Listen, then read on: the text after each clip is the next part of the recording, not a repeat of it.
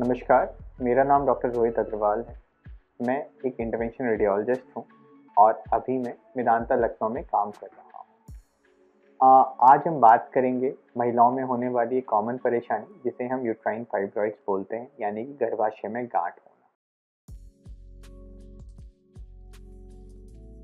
Uterine fibroid जो बीमारी है ये करीब करीब हर तीसरी महिला में पाई जाती है, लेकिन इनमें से कुछ ही महिला यानी कि करीब करीब 30% महिलाओं में इस परेशानी की वजह से सिम्टम्स होते हैं, यानी कि ये बीमारी जो है मैनिफेस्ट करती है। आइए जानते हैं कि इस बीमारी के सिम्टम्स क्या होते हैं। इस बीमारी की वजह से महिलाओं को पीरियड्स के वक्त हैवी ब्लीडिंग हो सकती है, पीरियड्स लंबे चल सकते हैं यानी कि 7 दिन से ज़्यादा, 5 दिन से ज़्यादा, या फिर पीरियड के बीच में भी ब्लीडिंग हो सकती है। उसके अलावा जो बड़े फाइब्रॉइड्स होते हैं, मल्टीपल फाइब्रॉइड्स होते हैं, उसमें बहुत बार महिलाओं को पेल्विक हैवीनेस, नीचे से गंदा discharge, lower back pain and संबंध बनाते वक्त भी सीवियर पेन हो सकता है।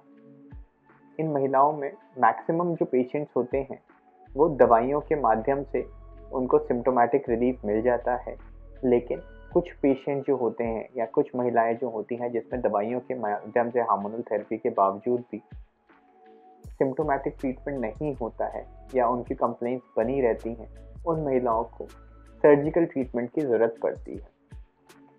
आइए जानते हैं क्या क्या तरीके की सर्जरी यूट्राइन फाइब्रॉइड्स के लिए की जा सकती है। सबसे पहले होता है हिस्टेरेक्टमी, यानी कि हम गर्भाशय को ही निकाल देते हैं। ये जो प्रोसीजर होता है हिस्टेरेक्टमी, एक ये मेजर सर्जरी होती है, जनरल एनेस्थीसिया में होती है, एक प्रोलॉन्ग्ड हॉस्पिटल स्टे रहता है और पेट पे एक बड़ा चीरा लगाया जाता है एंड उसके माध्यम से हम पूरे के पूरे यूट्रस को बाहर खींच के निकाल देते हैं। परेशानी क्या है कि हिस्टेरेक्टमी जो कि एक मेजर इन्वेजिव प्रोसीजर है, इसके कई सारे साइड इफ़ेक्ट्स रहते हैं।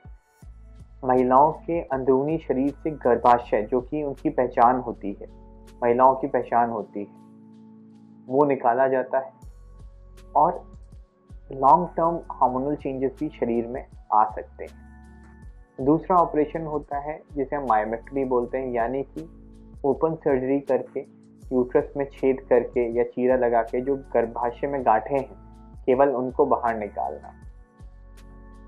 मायोमेक्टमी जनरली छोटे मल्टीपल फाइब्रॉइड्स के लिए की जा सकती है, लेकिन हर तरीके के फाइब्रॉइड को इससे डील नहीं किया जा सकता है एंड इसमें भी जनरल एनेस्थीसिया देकर बेहोश करके चीरा लगा के फिर ये प्रोसीजर होता है एंड हॉस्पिटल स्टे एक लंबा रहता है एंड बहुत बार मायोमेक्टमी के वक्त मरीज के गर्भाशय को ही निकालना पड़ सकता है।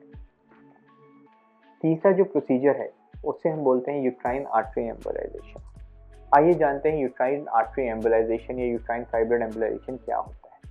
इसमें हम जांघ की या कलाई की नस से एक छोटा सा छेद करके, जो कि एक पेन की टिप के बराबर होता है, यानी कि 1 से 2 mm का छेद करके हम पतले पतले तारों के माध्यम से यूट्रस की नसों में घुसते हैं, खून की नसों में घुसते हैं और जो नसें फाइब्रॉइड को सप्लाई कर रही होती हैं उनको हम बंद कर देते हैं पीवीए नामक पार्टिकल्स से।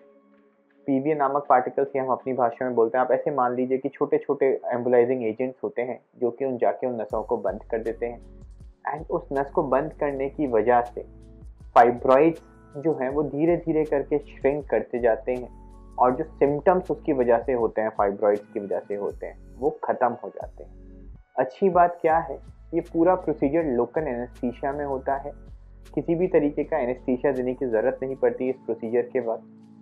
प्रोसीजर के वक्त पेन ज़रूर होता है, प्रोसीजर के बाद 24 घंटे तक पेन रह सकता है। उसके लिए हम लोग प्रॉपर ब्लॉक्स लगाते हैं, प्रॉपर मेडिकेशंस देते हैं और मरीज़ को 24 घंटे के अंदर डिस्चार्ज कर देते हैं हॉस्पिटल से।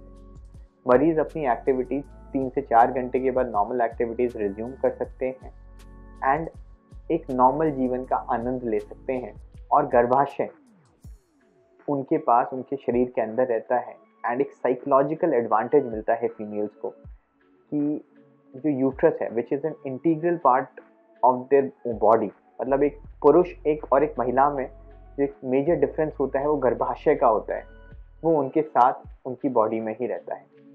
यूट्राइन फाइब्रॉइड एम्बोलाइजेशन के बाद जो देखा गया है, वो जो मल्टीपल स्टडीज हुई हैं हज़ारों लाखों पेशेंट्स की, उनके हिसाब से करीब करीब 90 से 95% पेशेंट्स जो हैं वो 5 साल के बाद भी सिम्टम रहित रहते हैं, यानी कि किसी भी तरीके का उनको सिम्टम्स नहीं होते हैं एंड अपनी नॉर्मल जीवन शैली को व्यतीत कर रहे हैं। जो यंग फीमेल्स हैं जिनमें ये बीमारी पाई जाती है, ये बीमारी 15 से 45 साल की उम्र में पाई जाती है।